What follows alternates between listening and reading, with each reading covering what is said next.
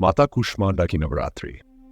किसी छोटे से गांव में राधा और उसके परिवार का जीवन बहुत ही सामान्य था। राधा गांव की सबसे मेहनती और धार्मिक महिला मानी जाती थी। हर साल नवरात्रि के समय वह माता कूष्मांडा की पूजा बहुत श्रद्धा से करती थी। लेकिन इस बार की नवरात्रि कुछ अलग थी। गांव में तरह तरह की अफवाहें फैल रही थी कि इस बार कुछ अद्भुत होने वाला है। पहला दिन नवरात्रि का आया। राधा ने अपने छोटे से आंगन में माता कूष्मांडा की मूर्ति स्थापित की।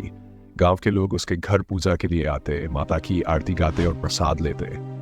राधा का दिल भी खुश था, लेकिन उसके मन में एक अजीब सा डर था, जैसे कुछ छिपा हुआ हो जो सामने आने वाला है।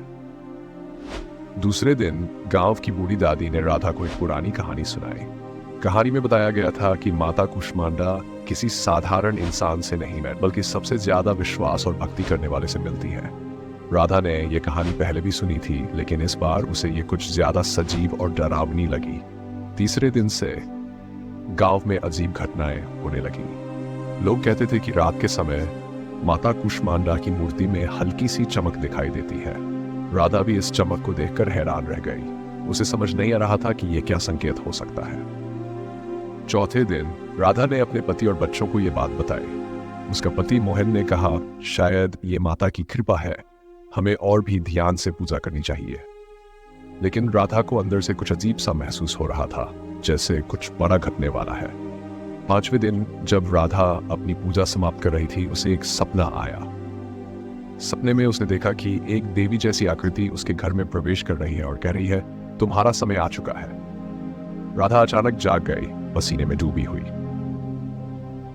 छठे दिन राधा की चिंता और बढ़ गई। उसने सोचा कि वह गांव के मंदिर के पुजारी से बात करेगी। पुजारी ने उसे बताया कि सपने में देवी का आना कोई साधारण बात नहीं है, यह मां का संकेत है। पुजारी ने कहा, तुम्हें कुछ बड़ा काम करना होगा और इसके लिए तुम्हें अपनी भक्ति और बढ़ानी होगी। सातवें दिन गांव में कुछ लोग राधा के घर आकर कहने लगे कि उन्होंने रात को अजीब सी रोशनी देखी थी। राधा ने सोचा कि अब उसे कुछ करना चाहिए। उसने गांव के सभी लोगों को बुलाकर माता कूष्मांडा की विशेष पूजा रखी। आठवें दिन पूजा के बाद राधा के घर में अद्भुत घटनाएं होने लगी। जब वह माता की आरती कर रही थी, तो अचानक से उसकी मूर्ति के चारों ओर एक हल्की सी रोशनी फैलने लगी। लोग डर और उत्सुकता से देखने लगे। सब समझ गए कि कुछ चमत्कार हो रहा है। नवमी के दिन राधा ने पूरे गांव को बुलाया और बड़े स्तर पर माता कूष्मांडा की पूजा रखी। जब आरती चल रही थी, तभी अचानक से माता की मूर्ति से एक अद्भुत प्रकाश निकला। सब लोग घबराकर पीछे हट गए, लेकिन राधा अपनी जगह स्थिर खड़ी रही।